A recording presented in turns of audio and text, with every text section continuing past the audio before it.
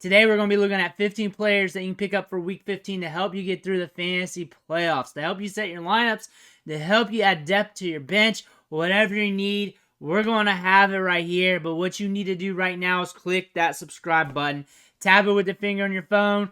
Click it with the mouse on the computer, whatever you need to do to get the job done, because I'm here to talk about the waiver wire every day. I'm here to help you out with your lineups. I'm a huge resource for your drafts next August. So if you forget to click that button and not hit that subscribe, then you may not have me to help you out next year, because you're going to forget about this channel, and you do not want that, because your league mates are going to be getting this information. But let's dig in. We're going to be talking about 22 players that we're going to grab off the waiver wire this week. One guy is Matthew Stafford, and really the quarterback position is going to be different on the waiver wire from league to league. But universally, Matthew Stafford's on a lot of waivers right now, and he's in a lot of game scripts where he's pushing the ball, scoring an effective amount of fantasy points, especially in his last 3 games. Week 12 against Arizona, 31.36 fantasy points. Week 13, 28. And then Week 14 against Baltimore, 29 fantasy points, 29.66 to be exact. He's averaging 36.75 dropbacks per game, 19 fantasy points per game in his last 4 games. He's being productive. He's got his weapons back. You can trust him. And honestly, if you're hurting a quarterback or if you're playing the matchups, he's a guy to look at. Isaiah Likely, in his last 2 games, he's seeing 6.5 targets per game, 18.6% target share. You can't beat that at the tight end position. If he's still there on the waiver wire, which he's on waivers in about 60% of leagues, go get him. Go get him. It's okay to have an extra tight end just so the other league mates that you're playing against can't get him. Also, you may want to play the matchups with them. I know a lot of you guys are good at the tight end position, but if you're looking for a tight end still, this might be the guy to look at. He's running on 87% of the routes. He's getting a lot of opportunities here. The Ravens are passing it a little bit more. He's going to be the guy you're going to want to play some matchups with, because you know what? The workload's going his way. Romeo Doubs, last 4 games, he's averaging 5.5 targets per game, 15.6% target share. He's been a little bit of a roller coaster, but also somewhat consistent as well. 11.9 ADOT, so he's getting some deep targets there. 10.4 points per game in his last 4 games. Just looking at the scoring here. At Week 10 against Pittsburgh, 12. Week 11 against Chargers, 16. Then Week 12 against Detroit, 6.7. Week 13 against Chiefs, 11.2. Week 14 against the Giants, 7.2. Advantageous situation, doesn't hit. Hits on bad situations, hits on good situations. It's up and down. It really depends on how the ball's flowing in that game, because these wide receivers take their turn in this offense between him, Jaden Reed, Christian Watson, and it is what it is. You're not going to be able to predict it, but he's somewhat consistent with some down games. He's a little bit of a roller coaster, so I'm kind of being a wishy-washy person when I'm talking about that. But you get it with the numbers. You understand what I'm talking about. When you look at the other wide receivers on the waiver wire, consistency, he's probably as consistent as you can get there. So Romeo Doubs is a wide receiver you're looking at. He's rostered in about 40% of leagues. Ezekiel Elliott, he's rostered in 61.6% of leagues. Look for that to increase to about 70%, if not a little bit higher. He's getting the workload with Rhamondre Stevenson out. He's getting the touches. We chase the touches, and touches can lead to fantasy points, and we all know that. We saw that against Pittsburgh, and he's going to score enough to get you by at least, because he's getting a bulk of the workload out of the backfield. Zay Jones, Christian Kirk's out. Last 2 weeks, he's saying 88.3% snap share. 22 total targets in those 2 games, so about 11 per game. 25% target share, also running 93.5% of the routes. That's a good workload. Wide receivers who are seeing a 20+% target share should not be on waivers. And we are getting a taste of what it looks like with Christian Kirk out. He's getting a bulk of the workload. You can also look at Parker Washington. Add him into the list here. You can look at him. He's going to be up and down. We really want to see more out of him, but he's starting to flash a little bit. We're already seeing that. Of course, the first game he flashed. He did a little bit last week. Pay attention to him as well, depending on what you want off waivers.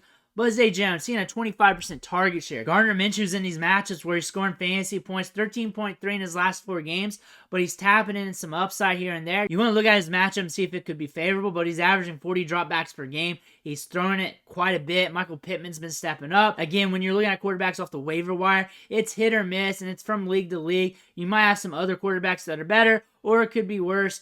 Gardner Minshew is another quarterback to look at. Logan Thomas in his last 3 games, 4.3 targets per game, 12% target share, 71.5 routes per game.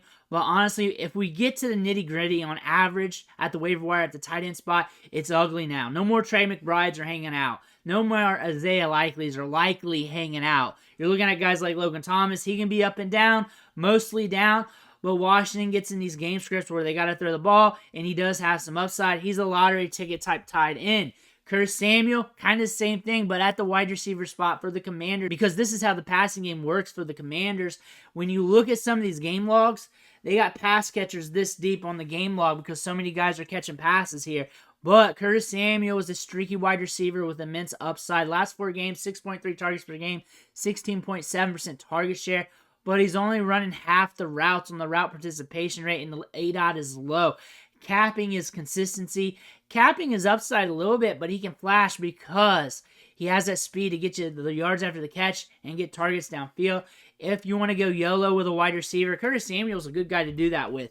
Clyde Edwards-Helaire. He's hard to trust in this offense. Andy Reid's hard to trust and hard to read when it comes to these running backs. Clyde Edwards-Helaire is not the greatest talent out there, but he is seeing a 62.5% opportunity share, 48.5% snap share. Saw 4 targets. He is getting workload. So when you look at this Chiefs offense, he has to cross the goal line for him to be fantasy relevant. He's not going to get target after target after target after target, but he is a gamble that you want to put a chip in if you want. If you want, you don't need to. I'm going to say that because I'm not all in. I'm not barely in or in at all for Clyde Edwards-Helaire. But I am covering him for you guys. He does have the potential to cross the goal line here and there like many other running backs. I just don't have much faith in him. But I do like Jerick McKinnon. 45.5% snap share, 29.2% opportunity share. The market said they liked him too. When you look at the roster rates, it's pretty close between him and Jerick McKinnon. The start rates too on Sleeper were pretty close as well. A lot of people started both of these running backs. I like McKinnon due to his work in the passing game, due to what we saw from him last year. We know he can still break out. Clyde Edwards-Helaire can prove that he can score fantasy points, but he hasn't proven to be a good running back at the NFL level. The thing about this, Clyde Edwards-Helaire, he's getting volume. You're hoping he crosses the goal line. You do not want a smaller running back being the goal line back, hoping that he gets enough touches where he can just volume his way into fantasy production. Jerick McKinnon has upside in the passing game. We could be seeing that in some of these matchups going forward, and he can be very helpful to the passing game. Again, you're picking your poison with these running backs. I lean into McKinnon a little bit, but I don't trust it. Elijah Moore, though, you're not trusting him, but you see that 20.9% target share, and you got to lean into that a little bit. You cannot let 20% target share wide receivers sit on the waiver wire, but it's Joe Flacco, jabroni quarterbacks. The targets aren't really that great going his way, and we can see some up and down volatility. However, he has been somewhat consistent lately. Week 10, 15 fantasy points. Week 11, 12. Week 12, 5. Week 13, he scored 12. Week 14, last week, 7. Amari Cooper got the workload. It's up and down. Even though he's getting a good target share, 8 targets a game. You know he's going to have upside in some weeks. You just don't know if you can cash in that week. But if you're hurting, if you need targets at the position, if you hit with some injuries, you might have to look at Elijah Moore. Chase Brown is fun to watch. And if you do not feel good about Clyde Edwards-Helaire or Jerick McKinnon, maybe just get Chase Brown as a cuff because he is getting some workload. He's getting some opportunities. I like Chase Brown. I talked about him all off season long, especially during draft season.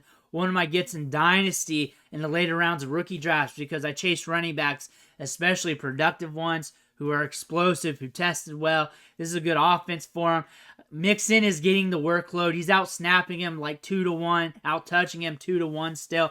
But still, Brown has the upside, the explosiveness, the be that home run threat. He's another Keaton Mitchell-esque fantasy scorer. Fantasy score comparison when you do not know when he's going to go off, but he has the upside, the juice to do it on any given week. Maybe you want that, maybe you don't. It's just how you want to associate your risk from week to week. Maybe you just want him on your bench so nobody else can start him. Maybe you want that just in case he starts to hit big. Or if Mixon goes down, everybody's want to be down with the Brown.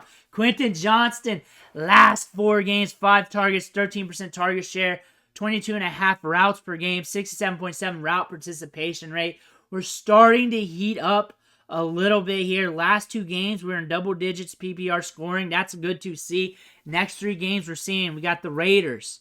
That's promising. We got Buffalo. That could lead to a higher point total. And we got Denver, where we know he can be productive in that matchup.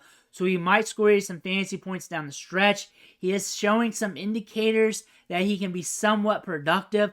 Still, he's very volatile. That's what his collegiate profile said. A very volatile wide receiver that could be anywhere on the spectrum, from being a top-end guy, from being a complete bust. We're seeing a little bit of everything but the top-end guy. We're not seeing the top-end production. We're not seeing the highlight plays. We had that deep ball from week 14, but still we're waiting for something to happen here. We're getting a little bit of production. We're getting a little taste, but still we have not really hit yet.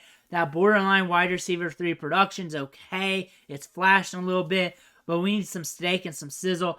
But we have 3 good games, 3 good matchups coming our way. But Josh Jacobs is out with a knee injury. We got to watch the news on that. That being said, Zamire White has a ton of upside in this offense because we got a 96 percentile size-adjusted speed score. This dude was nicknamed Zeus coming out of college, coming out of high school. A big-time running back prospect with a lot of burst and size. A guy that can hold it down between the tackles. You also have Amir Abdullah there. Those 2 running backs are a good pair together. Amir Abdullah catching the ball in the backfield. Zamire White getting it between the tackles. Good audition here for Zamire White if Josh Jacobs is out. You may want to be running to the waiver wire for these guys as a stash just to see what happens. But Rashid Shaheed's been out, and we've been waiting for him to come back. But we know he's coming back soon because he's an air yards dandy. He's a lottery ticket wide receiver who can score you nothing on any given week or score you everything on any given week. You do not know whether you like that or not, but you like it sometimes. In his next 3 games, we got the Giants, we got the Rams. Week 17, we got the Tampa Bay Buccaneers, and they love to give fantasy points to air yard dandies. Rashid Shaheed should be on your list for this week, next week, week after, just in case. Alexander Mattison's not practicing due to an ankle injury. Ty Chandler, huge pickup right now. Last 4 games, he's seen almost a 50% opportunity share, 12.3 touches per game. And when Alexander Mattison is up, touches ramp up for Chandler. This dude's got 4.3 speed. He's another Keaton Mitchell-esque running back prospect here who has a lot of upside. You want to stash him. You want to see what happens. You do not want him on the other lineup that you're going against this week. We have a Keaton Mitchell-esque wide receiver here, a YOLO wide receiver named Khalil Shakur. He hits 2 out of every 5 games, 15 to 20 fantasy points, and you may hate that or you may love it. It really depends on your situation. The Bills are explosive. He runs a lot of routes. Dawson Knox is coming back, which could impact him, but still, we got some upside here. He's got good ball skills. If you're hurting, if you want to throw in a lottery ticket, you got a hope and a prayer. Maybe Khalil Shakur. Deontay Foreman is back and in the fold. 11 carries, 3 targets. Getting some opportunity right after coming back from the injury. Roschon Johnson's probably dead here. We got Arizona week 16. So not this week, but next week we got Arizona. Running back scored fantasy points against Arizona. You may want to catch him now before he becomes a hot waiver wire claim next week. You may want to do that right now before you have to face him while he's going against the Arizona Cardinals in the flex spot of the team and you get kicked out of the playoffs. You may want to think about that. Arizona week 16, that's a dangerous matchup for a guy like Deontay Foreman who has had some spike weeks this year. You want to catch that. You want to get ahead of him before your league mates do. Noah Brown here is coming back from a knee injury. He hasn't hit for quite a bit, almost a month now. Nico Collins injured, Tank Dell on IR. We're going up against the Titans twice, who is a pass funnel defense. He could be in line for some fantasy scoring. You got to pay attention to him. CJ Stroud can go YOLO with the deep balls. He's a good pickup. You're playing the matchup with him. You're not trusting him. He's not a guy to trust in your lineups, but a guy that you may have to throw in there because the volume should be there. It should be, but he hasn't hit lately. but he is running a lot of routes. He's getting a lot of opportunities. Keaton Mitchell, because why not? He should be on the end of a bench on somebody's roster in your league because he has that home run hitter upside. Led running backs on the Ravens with 9 carries. Led the running backs on the Ravens last week in early down work and touches and snaps. He's got some tough game scripts coming up. Should slow him down a bit, but with his speed and his upside, matchups really don't matter. Look at that Cleveland game. He can pop off in one touch. That's what we like about him. But do you have the balls to go YOLO with one of these upside guys, especially at the running back position? Only if you're hurting, only if you need to, but realize there's a high likelihood you strike out in some of these weeks with Keaton Mitchell, but the upside is grand, and you know how that could be. Antonio Gibson, pay attention to him. Pay attention to Brian Robinson. Brian Robinson had a hamstring injury in Week 13, but we had a bye week. Could be back. Should be back, really. But the usage in the passing game, 5 targets a game, but he's got some rough matchups coming up. We got the Rams, Jets, and Niners. Don't really like that. However, if you just need touches, this might be your guy to look at. Tyjae Spears is a hot piece off the waiver wire right now. You saw him go off last night. You saw him be productive. He's been productive off and on this season. Been getting a lot of snaps. He's good in the pass game. If something happens to Derrick Henry, you're going to wish he was on your team. He could be a league winner if Derrick Henry goes out. If he gets hurt, you're going to wish you had him. He's a good cuff, too. He's a good guy to have on the back end of your roster because he's also getting touches, and he's a premier hand. Those are 22 players that we're looking to get off the waiver wire for Week 15. Let me know who's your pickup for this week. I want to hear about it. Don't forget to hit that subscribe button on the way out. I want to thank you for watching. Catch you on the next video.